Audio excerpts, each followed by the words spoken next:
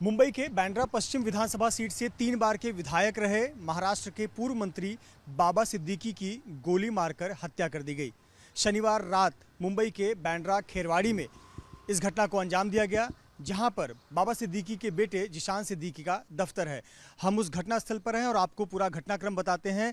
रात को लगभग 9:17 के आसपास ये फायरिंग हुई। ये मुंबई का बांद्रा खेरवाड़ी इलाका है। यहाँ पर विधायक जिशान सिद्दीकी, जो कि बाबा सिद्दीकी के बेटे हैं, उनका दफ्तर है और आप ये सड़क पर देख सकते हैं। यहाँ पर जनसंपर्क कार्यालय है जिशान सिद्दीकी का, और इसी कार्यालय में बाबा सिद्दीकी और जिशान सिद्दीकी लोगों से मिलते हैं, अपने कार्यकर्ताओं से मिलते थे। कल भी बाबा सिद्दीकी और उनके बेटे विधायक जिशान सिद्दीकी दोनों इसी जनसंपर्क कार्यालय में बैठे हुए थे। दोनों साथ ही घर निकलने वाले थे, लेकिन जिशान सिद्दीकी को एक फ़ोन आया जिसके चलते वो पहले निकल गए और बाबा सिद्दीकी 15 से 20 मिनट बाद यहाँ से निकले। ये जो आप जनसंपर्क कार्यालय देख रहे हैं, ये एक व्यस्त सड़क पर स्थित ये कार्यालय है। यहाँ से हाईवे लगभग 200 मीटर की दूरी पर है और रात लगभग 9 बजे के आसपास जब सभी से मिलकर बाबा सिद्दीकी इस दफ्तर से निकल रहे थे, लोगों से मिलते हुए अपनी गाड़ी में बैठे और धीरे धीरे हाईवे की तरफ बढ़ रहे थे, तो आपको दिखाएं अपने दफ्तर से निकलते ही और जो गाड़ी ने लगभग 10 मीटर का सफ़र तय किया होगा और वहीं पर ये पूरी फायरिंग की घटना हुई।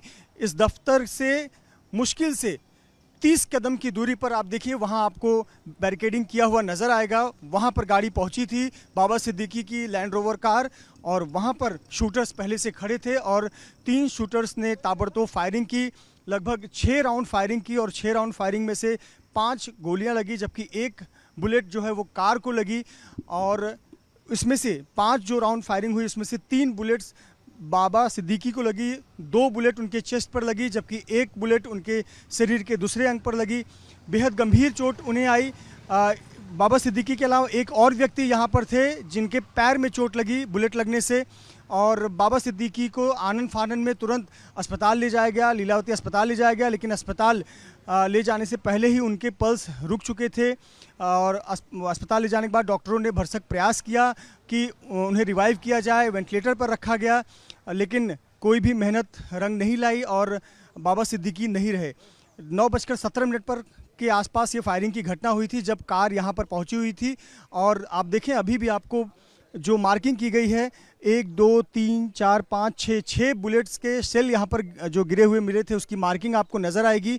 और सेल को आगे की जांच के लिए, फॉरेंसिक जांच के लिए जब्त कर लिया गया है। इस क्षेत्र को घेर कर रखा गया है। ये जो मुंबई का खेरवाड़ी इलाका है, काफ़ी व्यस्त इलाका है, मुख्य सड़क है और यहाँ पर गाड़ियों की आवाजाही रहती है। बाबा सिद्दीकी प्रतिदिन की तरह जब भी अपने जनसंपर्क कार्यालय में आते थे, यहाँ से निकलते थे और यहाँ से थोड़ी ही दूरी पर जाने पर वेस्टर्न एक्सप्रेस हाईवे आ जाता है और हाईवे आने के बाद गाड़ियों की रफ्तार बढ़ जाती है। लेकिन ये जो आप रास्ता देख रहे हैं, जिस रास्ते पर हम चल रहे हैं, ये काफ़ी व्यस्त रास्ता है। गाड़ियों की आवाजाही लगातार लगी रहती है और कल दशहरा का दिन था। दशहरा के दिन कई धार्मिक कार्यक्रम भी चल रहे थे और ऐसे पर जगह जगह ट्रैफिक जाम भी हुआ था। आपको बताया कि 9:15 के आसपास जब बाबा सिद्दीकी की कार यहाँ लोकेशन पर पहुँची तो सबसे पहले एक ब्लास्ट, एक धमाके की आवाज़ आई।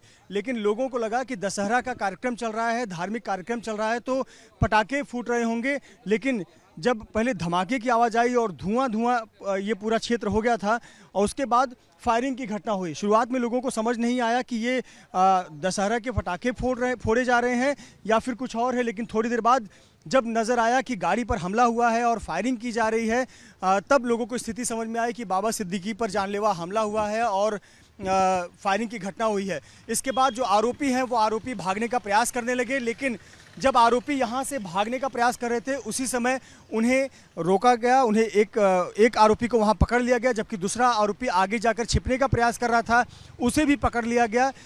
इन 2 लोगों को पकड़ा गया है और जबकि उनका तीसरा जो साथी था वो भागने में कामयाब हुआ।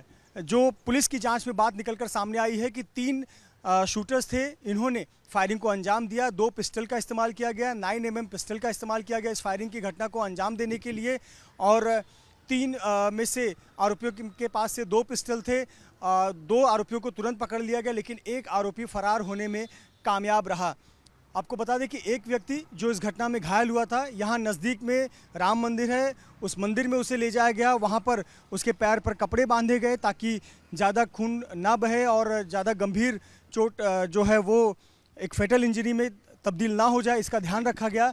आपको सामने पंडाल नज़र आएगा, वहीं नज़दीक में मंदिर है जहां पर उस व्यक्ति को मंदिर के परिसर में रखा गया था और फिर उसे अस्पताल पहुंचाया गया जहां उसका इलाज चल रहा है। लेकिन इस पूरी फायरिंग की घटना में बाबा सिद्दीकी नहीं रहे। इस मामले में 2 आरोपियों को पुलिस ने पकड़ा है। एक का नाम करनैल सिंह है जो कि हरियाणा का रहने वाला है और दूसरा धर्मराज कश्यप है जो कि उत्तर प्रदेश का रहने वाला है। ये 2 शूटर्स हैं, इन 2 शूटर्स को पकड़ा गया है जबकि तीसरे शूटर की तलाश की जा रही है। इन दोनों ही शूटर से पूरी रात भर पूछताछ की गई है। पूछताछ करने में कई चौंकाने वाली बातें सामने आई हैं कि इन दोनों ने यहाँ पहुँचने के लिए एक ऑटो रिक्शा का इस्तेमाल किया था।